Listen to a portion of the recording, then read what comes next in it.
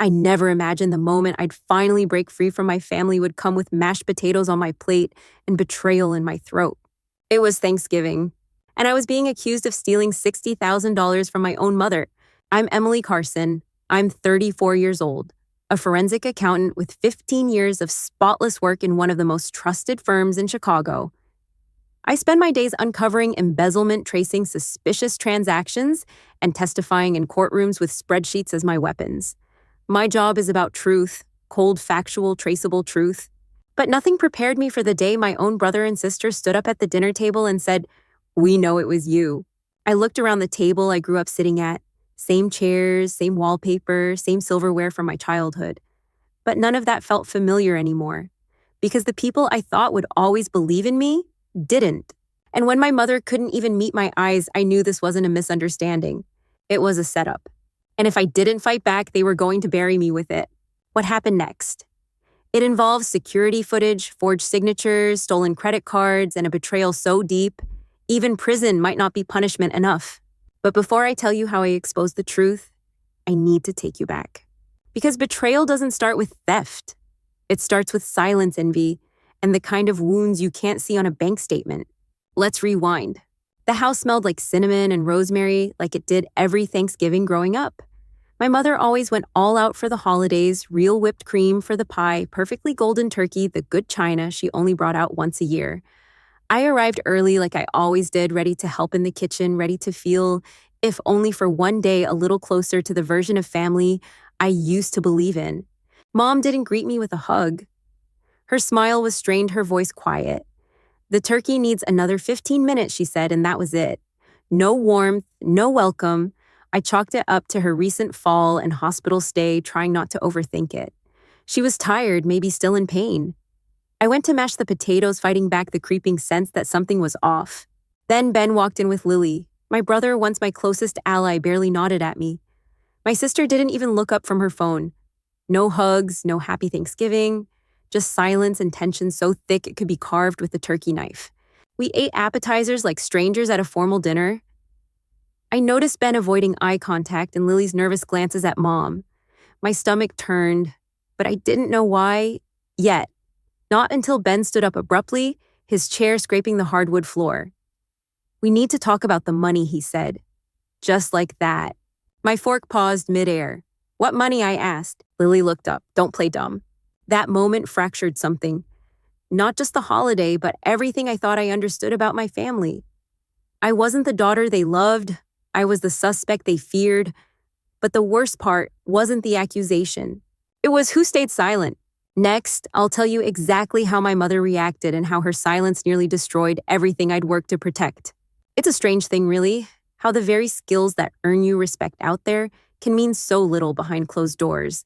I've spent my entire adult life building a reputation as the go-to person for uncovering fraud, financial discrepancies, false audits, hidden accounts. Those are my daily bread. I've testified in courtrooms, advised small businesses, and even helped the state government catch embezzlers. And yet, standing in my mother's dining room, that didn't matter. "You had access to her accounts," Ben said coldly. "That's more than enough reason to suspect you." "But you asked me to help," I replied, my voice shaking even as I tried to stay composed. Mom was overwhelmed with setting up online banking after her surgery. I spent a whole Saturday walking her through it. Lily leaned in, sarcasm dripping. "Exactly, that's when it started." The logic, if you could call it that, was painfully flimsy. But it didn't matter. To them, my competence wasn't a shield. It was a weapon I must have turned on the family. In their eyes, I wasn't just capable, I was cunning. It hit me then.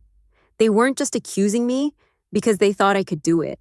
They were accusing me because they thought I'd be smart enough to get away with it. And maybe they'd been waiting for a chance to tear me down all along.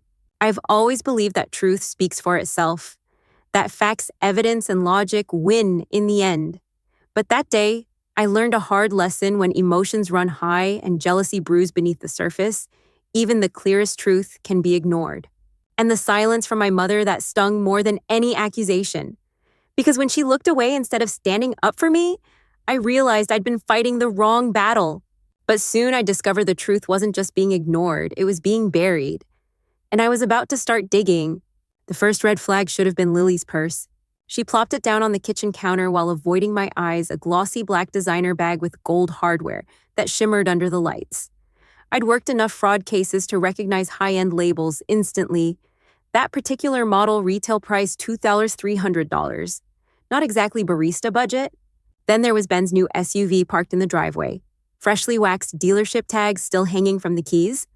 The same brother who had just 2 months earlier complained about cutting back on groceries because of inflation. It's funny how we often ignore signs when we're too close to see clearly. The clues had been right there, purchases that didn't match their income, defensive behavior whispering behind my back. But at the time, I was too busy trying to make the cranberry sauce come out right and keep the family peace to stop and investigate. When I got home that night, long after the turkey had gone cold and my reputation had been carved up like dessert, I pulled out my work laptop. I logged into the shared account I'd helped Mom set up and scanned through the activity. There it was. 3 withdrawals, $22,000, $15,000, $25,000 each from different ATMs, all within a 1-week span. The dates lined up eerily well with Mom's hospital stay. That's when the switch flipped. I wasn't just defending myself anymore. I was on the trail of the truth. The instincts I used at work kicked in sharper than ever. Because the real story wasn't about a perfect daughter being accused. It was about siblings hiding something behind designer labels and debt they couldn't explain. And now I had a trail to follow, one that would lead exactly where they never expected me to look next. At work, we call it the chain of proof. Every transaction leaves a trace. Every withdrawal has a digital fingerprint, a timestamp, a story. So while my family whispered accusations and cast shadows over my name, I did what I always do when things don't add up. I followed the money. The first withdrawal happened on October 15th at 2:15 p.m., right as Mom was in the hospital for her second round of tests. I pulled footage from First National Bank, the branch I knew she used. It took a few favors and a formal request through my firm, but within 48 hours, I had it in hand. And there they were, Ben in his favorite navy jacket standing at the teller window. Lily just behind him, anxiously scrolling through her phone like she always did when she was nervous. The timestamp was clear, the footage unmistakable. I'd seen people try to fake their way out of guilt before, but this was undeniable. I went further, pulled the withdrawal slips. The signatures were close, but not quite right. My firm's forensics team confirmed the forgery.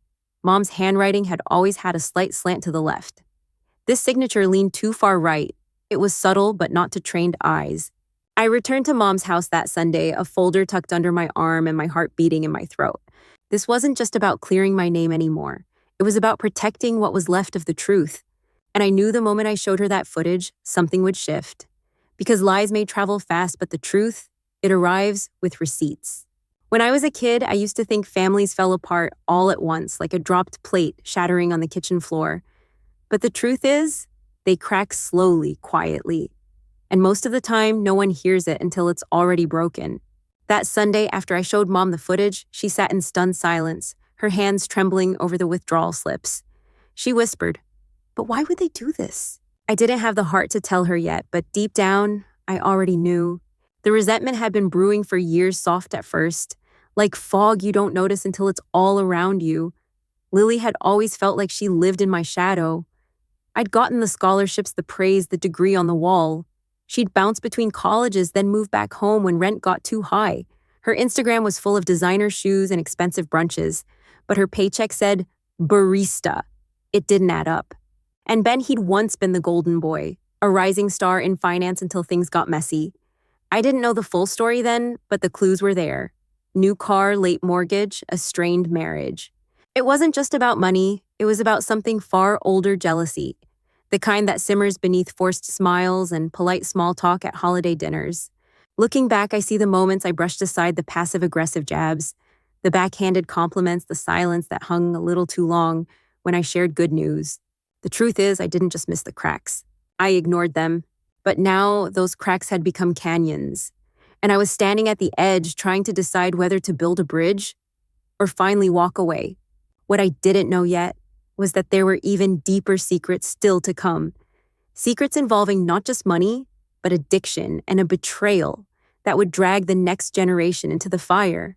The truth didn't unravel in one big reveal. It came in pieces like puzzle corners finally snapping into place. It was Andrea, Ben's wife, who reached out the day after everything exploded. We met at a quiet cafe tucked between office buildings downtown. She looked like she hadn't slept in days. Her voice was low, careful, as if saying it aloud might make it more real. "Ben's gambling again," she said. "That's why we needed the money." I froze. Years ago, Ben had gone through rehab after losing nearly everything to online betting. Dad helped him through it, paid the debts, stood by him in court. We all thought he'd changed, but addiction is tricky. It doesn't knock when it comes back. It slips in quietly through stress, shame, and second chances no one really earned. Andrea's hands trembled as she stirred her coffee. "He told Tommy, their 16-year-old son, to lie to the police. To say he saw you at the bank. Said it was just a family prank that no one would get hurt." I couldn't breathe for a second. Not because of the lie itself, but because he dragged his son into it. The desperation, the deceit, it had bled into the next generation. Addiction doesn't just destroy bank accounts. It erodes trust, rewrites values, and convinces people that survival justifies betrayal. Ben didn't steal only money. He stole the meaning of what it meant to be a brother, a father, a son. And Lily, her choices weren't far behind. Because while Ben gambled away his integrity, Lily had found her own way to escape reality with credit cards that weren't hers and a fantasy life paid for by someone else's name. And when I opened Mom's bedroom drawer and saw the statement 6 cards all maxed out, I knew we hadn't seen the bottom yet. There's a certain silence that follows a betrayal, heavy, suffocating, and strangely final. After Mom saw the credit card statements in Lily's name, after Andrea confirmed Ben's relapse and lies, there was no more defending them. Just a long pause, and then resolve. Mom called the bank the next morning. She gave them the fraud department number I'd written down weeks earlier, her voice trembling but firm. "No, I didn't authorize those withdrawals," she told the agent. "No, that's not my signature. Yes, I want to file an official report." The police came 2 days later, not in flashing cars or handcuffs, but quietly, like the weight of everything, finally catching up. Statements were taken, video evidence reviewed, and suddenly what had once been a family matter became something else entirely, a legal case. Ben and Lily were charged with bank fraud, identity theft, conspiracy to commit financial crime, and obstruction of justice. Tommy's coerced false statement added another layer of seriousness to the case. I sat beside Mom in the district courthouse as they were arraigned. I watched my brother once, so confident, shrink in a suit that no longer fit his reality. I saw Lily try to hold back tears in a plain black dress, nothing like the luxury label she once flaunted. Justice, it turns out, doesn't care about family titles. It cares about choices. That day, I learned something painful but necessary sometimes. The only way to protect the people you love is to hold them accountable. But the process wasn't over. The courtroom was just the beginning. Because healing doesn't come from verdicts, it comes from what happens after. And I wasn't sure yet whether any of us would truly recover from what came next. Healing didn't arrive in a grand moment of forgiveness or a dramatic reunion. It came in pieces. Small ones, quiet ones. Like the mornings Mom and I spent sipping coffee on the porch instead of talking about court dates. Or the afternoon Tommy showed up with a paper he wrote for school titled, "Why Integrity Matters." A paper he asked me to read before his mom did. Andrea had moved in with her sister by then, filing for divorce and enrolling Tommy in a new school. They came over for dinner twice a month. We started calling it Reset Night. No talk of the past, just tacos, card games, and rebuilding one conversation, one laugh at a time. I started therapy. At first it felt odd, me the fixer, the rational one, the woman with answers. But healing isn't about having the answers. It's about giving yourself space to admit how deeply you've been hurt. It's about saying, that shouldn't have happened to me, and letting someone sit with you in that truth. There was no going back to what we once were. That version of our family was gone, but something else began to grow in its place. Not the same, but maybe stronger. Because sometimes strength doesn't come from standing tall. Sometimes it comes from letting yourself feel broken and building something softer, kinder, and more real from the pieces. And just when I thought things had finally settled, 2 letters arrived at my apartment. Both handwritten, both signed by names I hadn't spoken aloud in weeks, Ben and Lily. The envelopes arrived quietly, no return address, just slanted handwriting I recognized immediately. One from Ben, one from Lily. I didn't open them right away. I placed them on my kitchen counter and made tea, fed the cat, watered my plants. I circled them like they might explode. Because in a way, they already had. When I finally read them, it felt like stepping into 2 different worlds. Ben's letter was full of steps he was taking, gamblers' anonymous meetings, prison-led financial counseling, remorse, wrapped in bullet points. Lily's was more emotional reflections on her choices, teaching basic budgeting, to fellow inmates saying she was learning who she really was outside the envy and lies. Both letters were careful, crafted, maybe too careful. They said all the right things, but what they didn't say stood out more. There was no mention of Tommy, no acknowledgement of how deeply their actions had hurt Mom, no apology for trying to frame me. Regret is a tricky thing. It's easy to write, harder to live. I've seen it in courtrooms for years. People say they're sorry when consequences arrive, but rarely before. Forgiveness, I've learned, doesn't start with someone else's apology. It starts with your own boundaries. I put the letters back in their envelopes and slid them into a box I labeled Family History. Not forgotten, but not in charge of my future either. Because healing means deciding who gets to walk with you in the next chapter, and I was about to write a new one on my own terms. 6 months after the sentencing, life had found its own rhythm again. Not perfect, not untouched, but real. Mom had her knee surgery and walked taller than I'd seen in years, both physically and emotionally. She'd started volunteering at a local senior center teaching basic online banking skills to people who had once been as vulnerable as she was.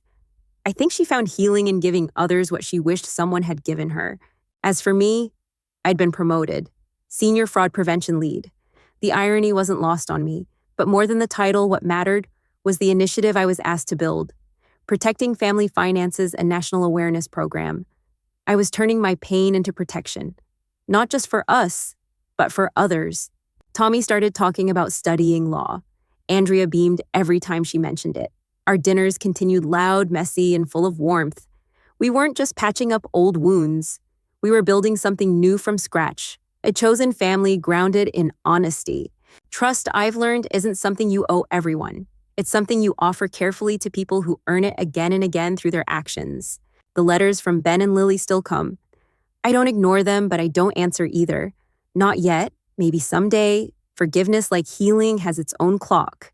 But I do know this: I'm no longer defined by what they did. I'm defined by what I chose to do after. To live, to protect, to teach, and to love, but from a safe distance. Because sometimes the truest version of family isn't the one you were born into. It's the one you rebuild piece by piece with people who show up when it matters most. And that's not revenge, that's freedom.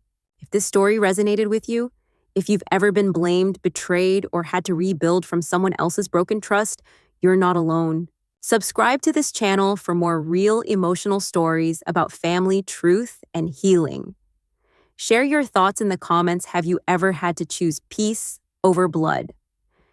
Send this to someone who needs to hear that setting boundaries isn't cruelty, it's survival. And don't forget to watch the next story, because sometimes the ones who underestimated you don't see you coming until it's too late. Because family secrets don't stay buried forever. And healing, that's the real plot twist.